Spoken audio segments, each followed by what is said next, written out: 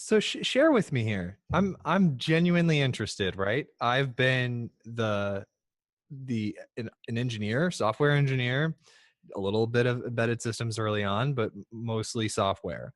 And what sort of differences are there in developing technologies that need that high level of resilience, I guess, versus like, what do you notice? You've obviously seen some software companies come and go. I'm sure even Emerson's Yeah. probably acquired some or worked with some on a close level. So you've seen the practices that occur there. You've seen the practices that occur in these I'll call them high availability environments, right?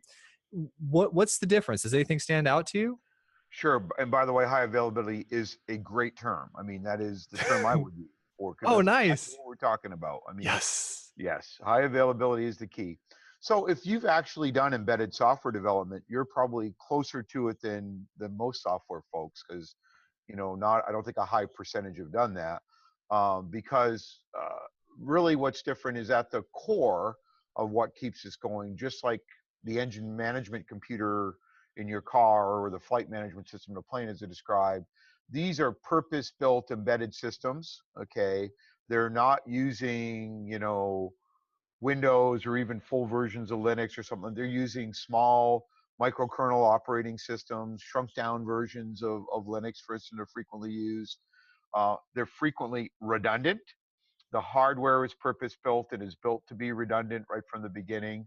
So the actual thing that's doing the core control is specialized and purpose built. Now we surround that with a lot of more traditional off-the-shelf IT technology, Wintel, browser-based displays, all this stuff to convey the information that's coming from those systems.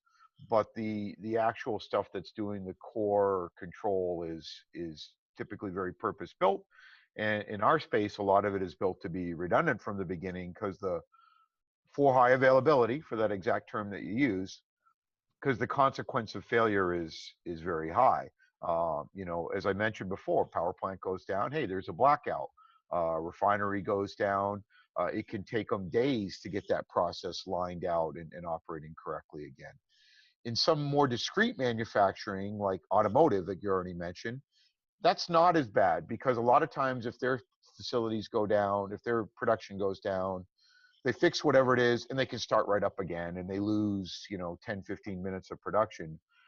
But many of these other ones we deal with, it takes a long time to get them running correctly again. So not ever going down is a big goal.